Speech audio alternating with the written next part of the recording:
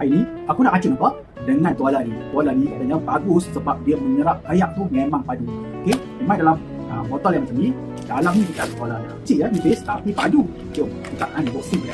Sekali pegang rasa macam sponge.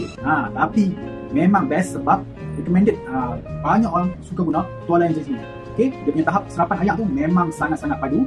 Boleh guna untuk lap kereta kau depan basuh ataupun nak lap punya kabinet. Dia meresap semua habuk-habuk dan juga ayak tu lekat dekat tuala ni dan mudah untuk dibilas. Okey, tuala ni sesuai kalau apa ada belah kucing, apa mandikan kucing tu dan lap menggunakan tuala ni. Confirm cepat kering. Ayak akan melekat dekat tuala ni dan apa boleh bilas dia. Okey, cara nak simpan dia?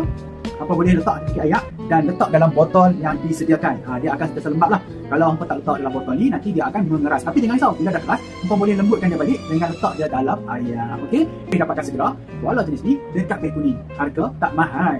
Balik dapat beg.